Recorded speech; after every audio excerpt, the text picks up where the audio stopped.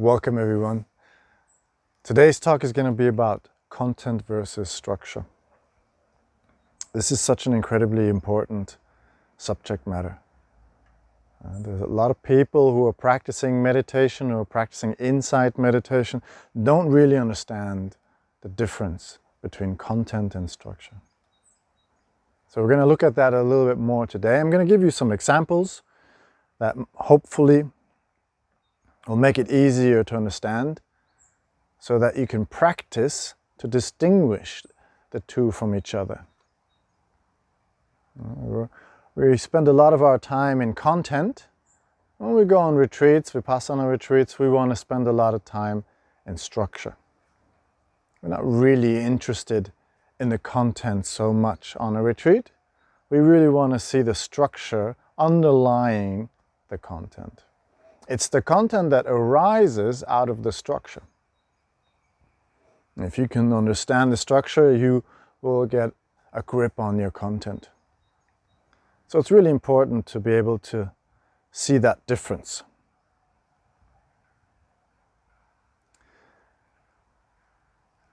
A simple example for this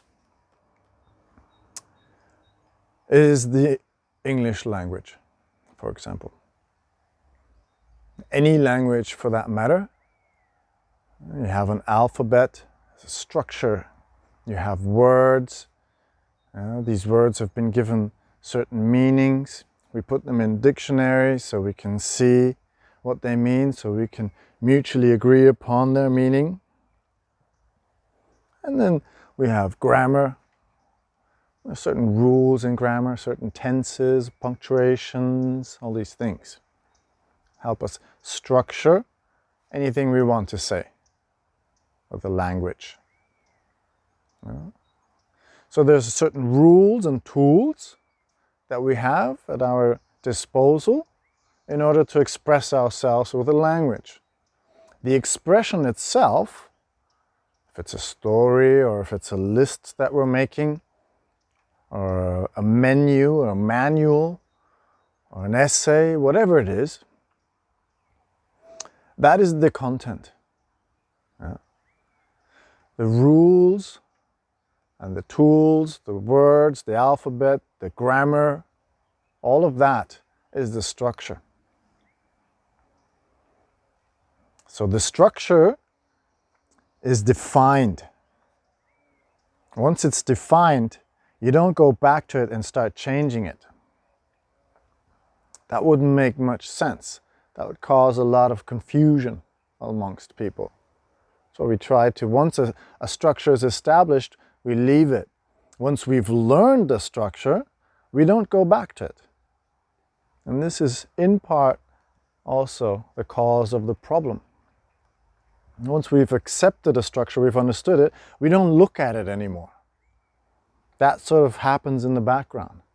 All of our attention goes towards the content that is created within the framework of the structure provided.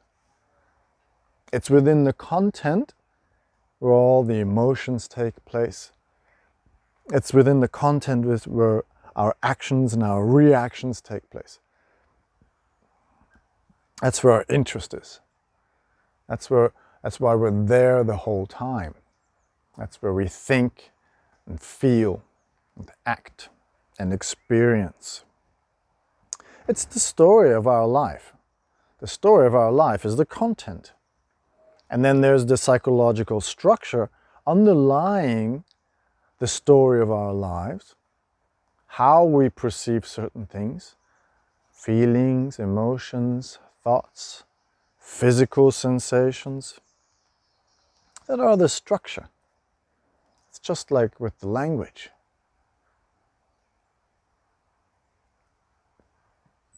Another example for this is sports. Soccer. You can take any sport, but let's take soccer.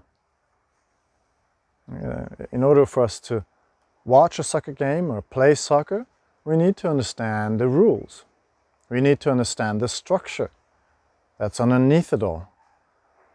Soccer pitch has a certain size. It's always the same size. There's always a goal on each end of the field. The goal has a certain size. That's always the same. There's always 11 players in a team. So there's always 22 players on a field unless somebody gets a penalty and gets kicked out. Everything is, there's a referee. Everything is structured. You're only allowed to use your feet. Only the goalie is allowed to use his or her hands. Only within the penalty area. Outside of that, he or she has to use their feet as well. It's all there's a whole set of rules that govern how this game is played. And that's what makes it interesting. And then within this set of rules, the players can be creative. They can do whatever they want. That's what makes us want to watch it. And then each player does, his own thing. One is more talented with outplaying other players. Other one's more talented in, passing. Whatever it is, that's all content. From which distance a goal was shot, that's content. How many goals, that's content. How many fouls, the dynamic of the game. Is it slow? Is it fast? Does it go back and forth? Does one team dominate the other? All of that is content. All of that is where the emotions are. All of that is what we're interested in when we watch a game. So you can see the difference in these examples already. It's when we watch a soccer game that the commentators often refer to the structure. Oh no, that wasn't right, or he broke that rule. And they had to stop the game now to give this player a penalty. That refers to the structure. That doesn't happen very often if you examine your own life. If you examine your own content, you don't stop every now and then and reference the structure. But that's what we do when we go to a Vipassana retreat, for example. We put the content aside and we start to look for the structure that's happening within us. How are the feelings coming up? What's triggering a feeling? What kind of belief then transforms that feeling into an emotion?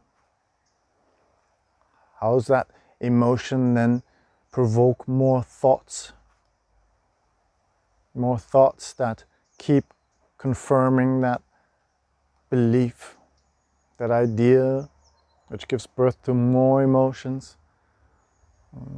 These emotions cause a reaction in the body, physical reaction. Hormones get released. Tension builds up, for example. These physical sensations then loop back into the mind, telling the mind, yes, there is something going on, confirming the mental aspect and the physical aspect. And then the whole thing becomes a feedback loop, takes on a life of its own. That's the structure of what's going on.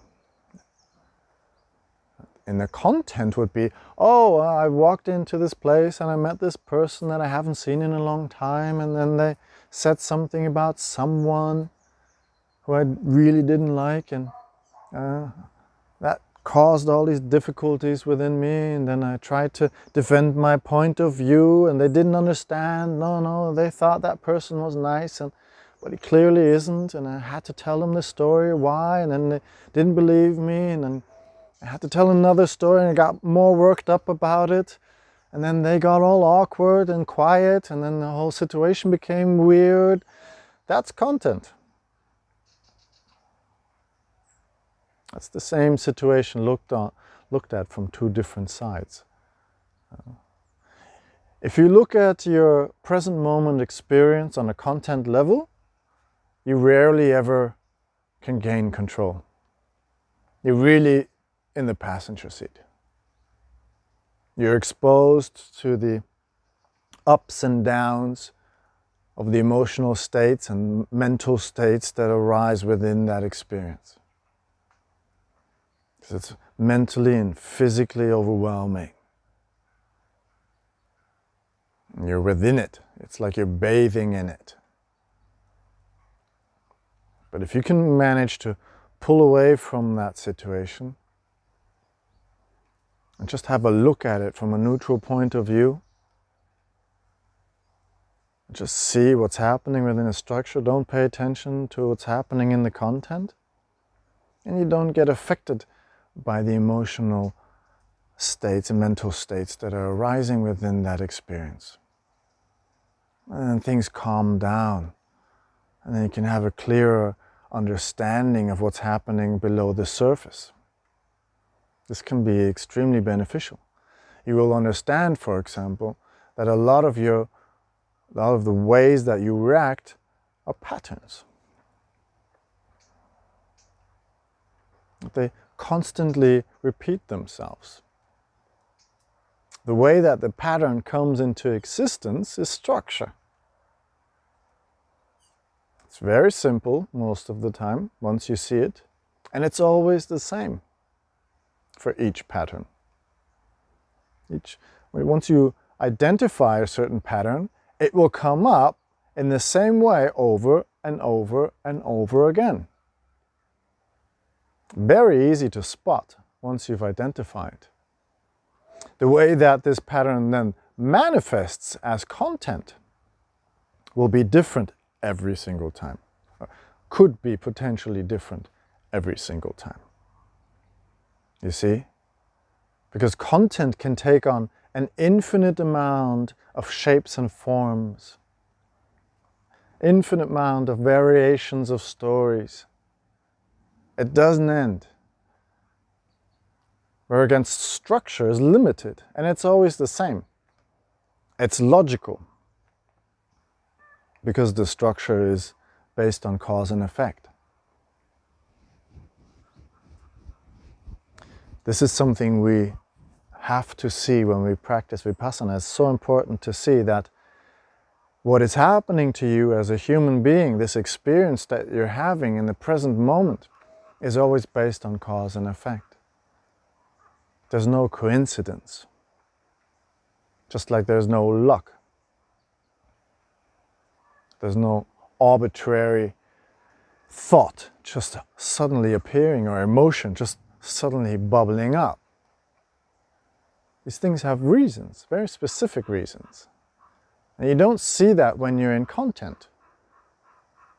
You can't see it if you're just on the surface. You need to penetrate through the surface onto the root level of this structure in order to see this. And once you can see the logic within these cause and effect chain reactions that are taking place, that are ruling your life, it's a huge relief. It's a huge relief because you suddenly see that everything that happens to you, the last decision maker in the chain reaction of what is happening to you, is always within you.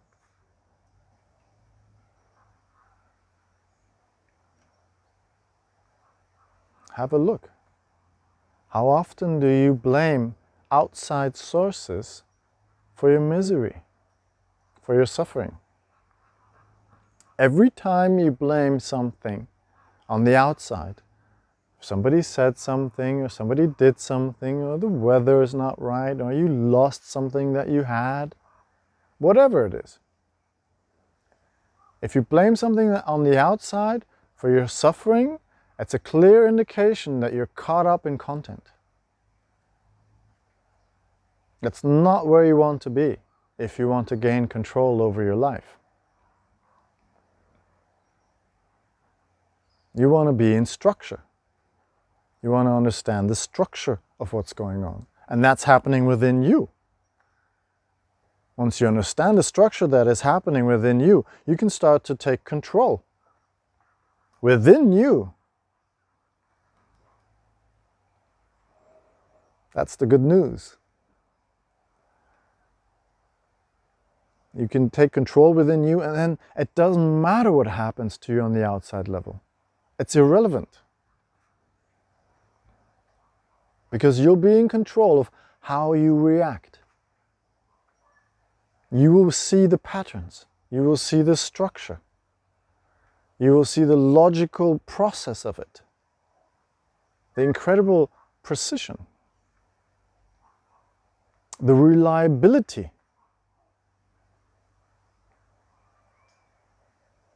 And that gives you the ability to take control. If you try to resolve your problems in the content level, it will always be different. Somebody says something to you that makes you upset, you're going to react to that on the content level by saying something back, or saying something bad about him behind his or her back, trying to resolve this issue, this negative feeling that you have from this issue on the content level. You might get some satisfaction from that for a moment. If that person all of a sudden is suffering because you said something bad back. Then the next person comes along, says something that you don't like. And then you have to do it all over again. And all of a sudden you are one of these people who are making everybody feel bad. Just in order for you to get that little moment of satisfaction. Because they made you feel bad. And of course it's not your fault, is it? Because they started, they said something first. That's how we think. And then we get lost in content. And it's a constant race until they put you into the ground. Till you die. You're just going to try to fix things on the external level, on a content level. So that clearly doesn't work.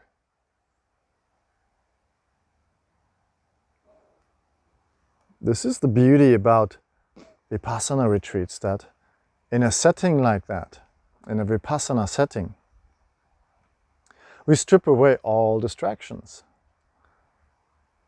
We take away as many elements as possible to no longer create content or give you the ability to get lost in it. So that there is this space of silence in this calm environment where everything has been taken care of, where you can have a look at the structure.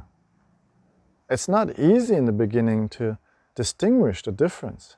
It's not easy to keep your mind in the structure, because the structure really isn't that exciting until you really see the beauty of it. Content is much more exciting, where all the action is, where all the emotions and the thoughts are and the reactions are. That's where the story takes place. What's going to happen next? Who's going to do what? How am I going to react to that? What am I going to get from it? That's the exciting stuff. And that's where the mind wants to be. So it's not easy to keep the mind in the structure. It's like when you're on a roller coaster, it's nice to be on the roller coaster. It's not nice to repair the roller coaster or to paint the structure to understand how it's been engineered. It only becomes interesting once you become a real engineer and you build the whole thing and you see the beauty of it. Another example for this is a puppet theater. Imagine you're a child.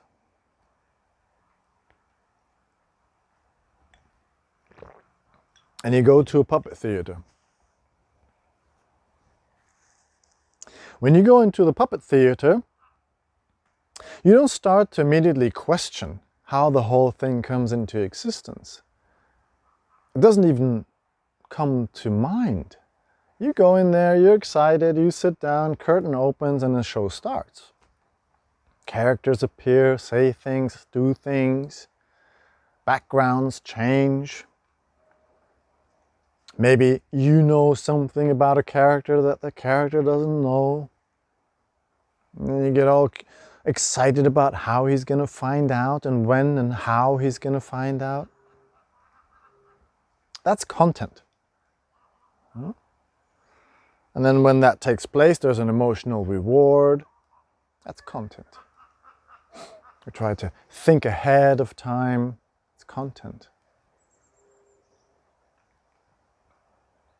Now imagine you are that child and you've seen that play maybe 2, 3, 4 times. And you already know what's going to happen.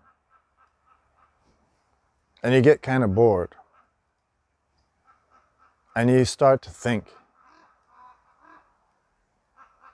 where do the puppets go when the curtain closes? Why do they have strings attached to their hands? Why do their voices sound sort of all the same in a way?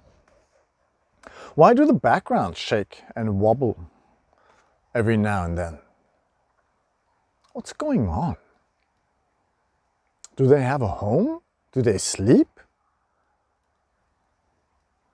Know more about these puppets.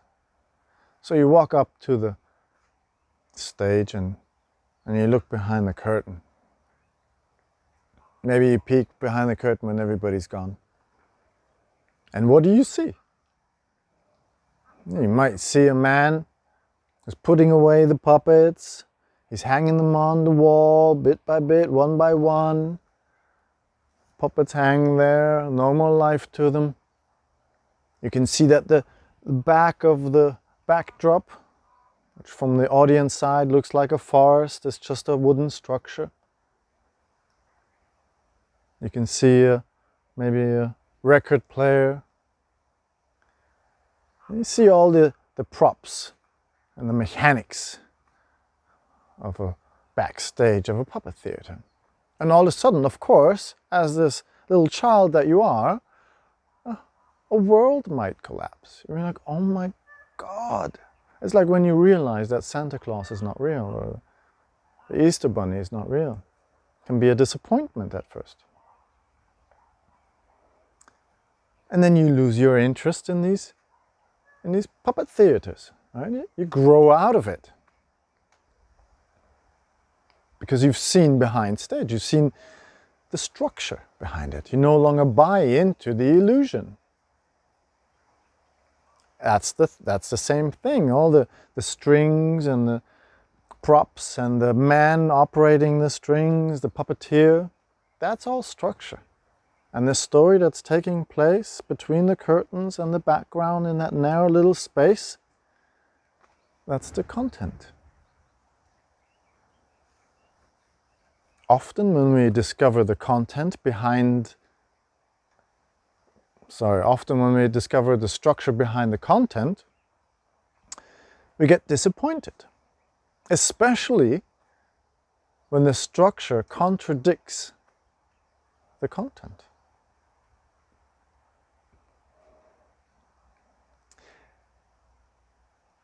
You would be shocked to see how many of the beliefs that you've accumulated and meticulously put into place in the structure of your beliefs are false. You'd be shocked to see how little your understanding of reality actually represents what's truly going on in an all-encompassing reality kind of sense.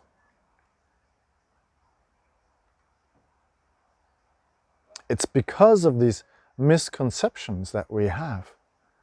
It's because we're only in content, because we never question the structure, that we have to come up with explanations that make sense of the content, that are misperceptions. We're sort of guessing what's going on. And of course, when you guess, you make mistakes. The illusion is so strong though, because when we guess what's going on, when we come up with explanations of what's taking place in reality. We do this very often as a collective, as a society, as a group of people, as a group of like-minded people, comparing their views, and then deciding as a collective that that's the reality, that's the truth, although we haven't even understood it correctly. And in most of the cases, it doesn't even matter if it's true or not. If enough people believe in something and declare it to be the truth, then that's it. It becomes the truth. That's what happens with all the kids in a puppet theater. They all collectively agree that this is a magical experience. And therefore it becomes real. It's real magic for these children in that moment. The magic only falls apart the moment you look behind stage. And that is very often for us as seekers, as those who want to really find out what's going on, if you're really interested in the truth, not just your individual interpretation of the truth, then that can be very difficult. But the first step is to understand the difference between content and structure. It will allow us to penetrate these deeper layers of reality, see things as they truly are, not as we want them to be or as we're told that they are. So you can see there's this polarity. Once you start to understand the difference between content and structure, it gives birth to this polarity, to this contradiction. Well, which side do you want to be on? It's the red or blue pill scenario in the Matrix. Do you want to stay in the illusion and be happy in there? Happy? Or do you want to see the structure? Do you want to see the real thing? Do you want to see the all-encompassing reality, which might be a little bit more uncomfortable in a movie? Which one is it going to be? Which pill do you want? The blue one or the red one? Of course, as individuals, as human beings living in a dualistic point of view in this three-dimensional reality, as sense-sphere beings that we are, we enjoy being in content. It can be a lot of fun to be in content.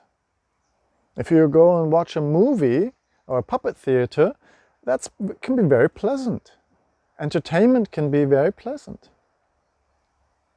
Of course, it is also very distracting. You don't really pay attention to what's really going on if you constantly indulge in entertainment. So what is it? What do you want to do? Do you want to just stay there and stay in the content, or do you want to go and discover the structure, and that might destroy a lot of the pleasures you get out of the content? This is a dilemma that meditation practitioners have.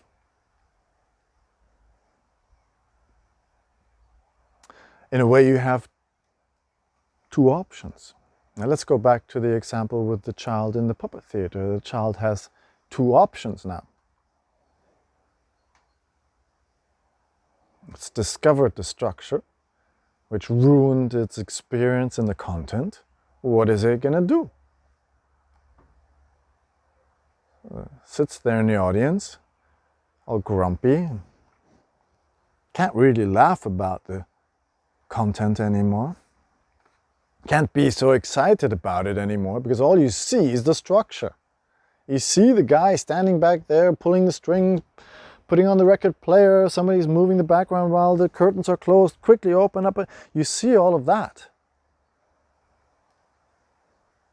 You can't get emotionally involved in the content anymore. You're creating, or this is a new opportunity for you to create new content by getting involved in the art of puppeteering. So you have these two options. Do you become grumpy and don't go to the puppet theater anymore, because that spoiled it for you now? Do you try to convince your your friends, the other kids in the audience, oh no, don't laugh, look, it's all fake, haven't you seen yet? They're not going to want to hear that. They're still in content. They're still enjoying themselves. They haven't started to think about what's going on behind stage yet. So that's going to be no fun. Or you can take that next step, create that next level of content for yourself, and take the emotions into the art of puppeteering. You can become the puppeteer. You can become the magician. You can become God. Of course, you already are God. You just don't know. Or maybe you do. It's when you get to see structure that you get to see that you are God, actually. Once you get to see the structure on the deeper levels, you get to see the immaculate beauty of it. How perfect it is.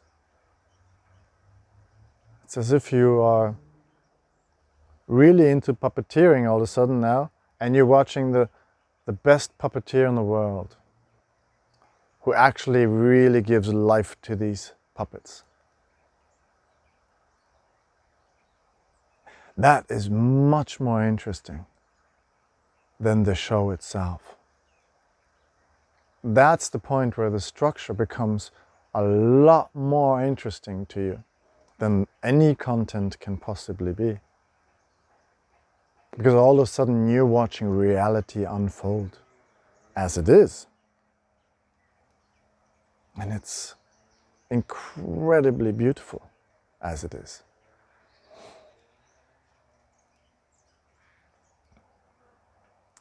And of course, once you dive in deep enough, you can see that you are that structure, that you are part of it, that everything is part of it. And of course, that's why you are God. Just like the air is God, or this pavilion I'm sitting in, or this cup of tea is God, the camera, the birds, the sound, everything. Everything is God. Everything is part of the structure. Everything is logical, beautiful, perfect. And everything is the way it is because it can't be any different. There is only this one possibility, because it all works together. And there can only be one outcome, and this is this right now. Over and over again, right now, right now, right now, right now. It's the structure unfolding. It's love unfolding. Structure, the true structure. If you see structure in its pure sense, you see love. That's what love is. Fractal expansion in the present moment is the expression of love. It's God. Much more interesting than any content can possibly be. Much more rewarding.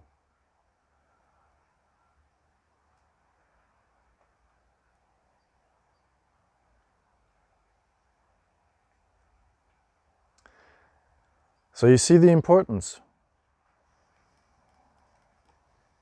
The decision is up to you. Do you want to be the child in the audience, or do you want to be the puppeteer? Do you want to be that person who is affected by magic, or do you want to be the one who creates magic? Do you want to be in the passenger side, or do you want to be behind the steering wheel?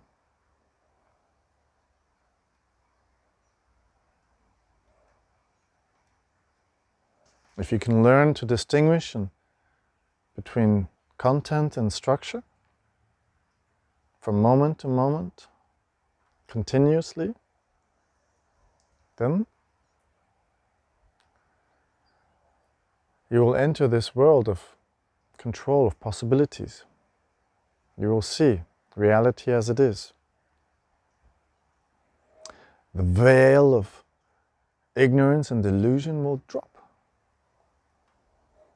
And the beauty, the real beauty, will reveal itself to you.